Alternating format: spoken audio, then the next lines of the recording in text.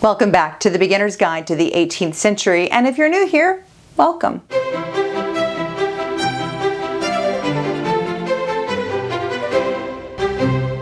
I'm Kendall, and if you follow my channel, or any history for that matter, you probably already know that it is America's birthday, the 250th anniversary of the signing of the Declaration of Independence. What that also means is it's the busiest time imaginable for us reenactors. I consider living history a hobby, a passion for me, but I also work in history. Right now, it's the 250th all day, every day. My friends and I have been talking about this anniversary for as long as I've been reenacting. I was born in 1976, so I grew up being called a bicentennial baby. Of course, I had no idea what that meant. My birth certificate even has an official bicentennial seal on it. I'm recording this in June, so I'm halfway through the year, and I thought I would give you a little rundown of all of the events that I've done since January. The first thing I did was the Battle of Cowpens back in January in South Carolina, where we portrayed life as refugees in the middle of the war. The next event was the Battle of Moores Creek Bridge. That was in February in eastern North Carolina, and that's the whole point of this video that you're watching right now, so we'll get to that momentarily. Then in March, I did the Battle of Guilford Courthouse in Greensboro, North Carolina. Also in March, I attended a Women's History Month event at the Museum of the Wax Halls, south of Charlotte. I curated my What Women Wore exhibit and got to showcase some of my favorite things from my collection. Also in March, I was in a commercial for the American Battlefield Trust, and that actually just came out on social media. That was a fantastic filming to be part of. In April, I attended the 250th anniversary of the signing of the Halifax Resolves in North Carolina. Later in April, a friend of mine hosted a tavern night in her town, so I dressed out for that. That's one of the things that I'm enjoying the most about this 250th anniversary, is getting to break up my usual reenacting and living history events with things that wouldn't happen otherwise. The first weekend of May, I attended the Mount Vernon reenactment. That was my very first time ever going to that site or that event.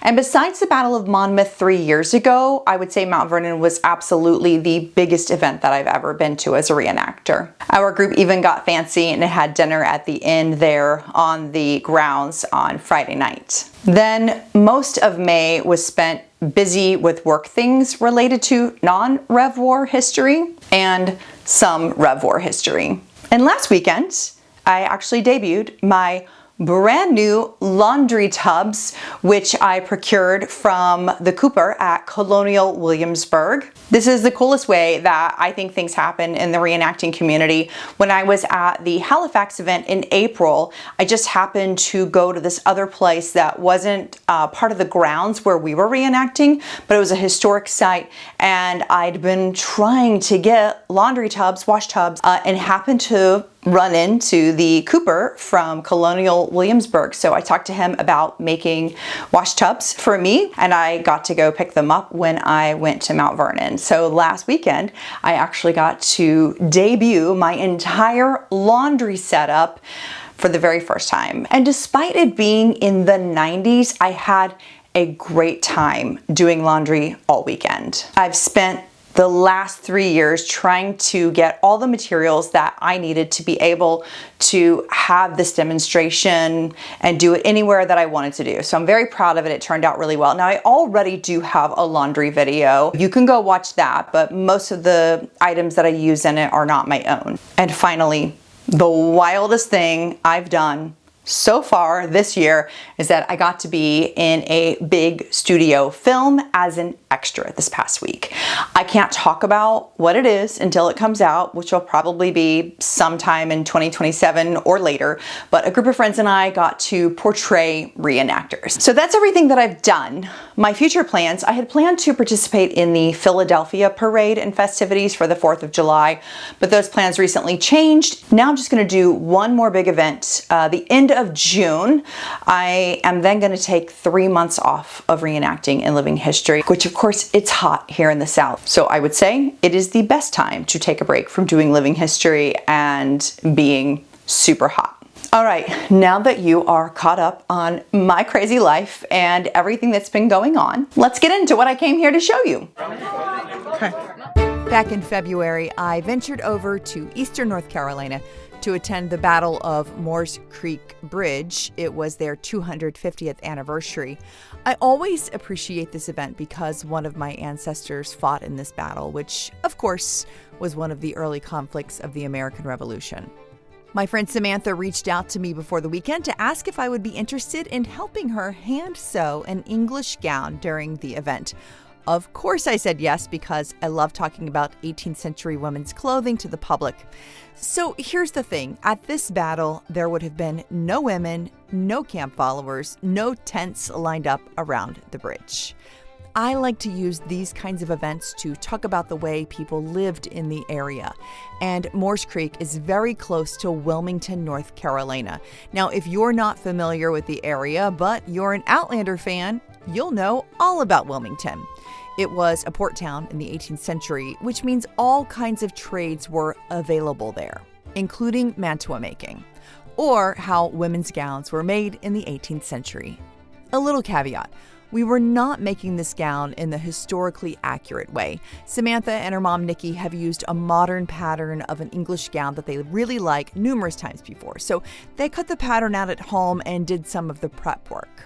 I am by no means an expert on gown making, not even close.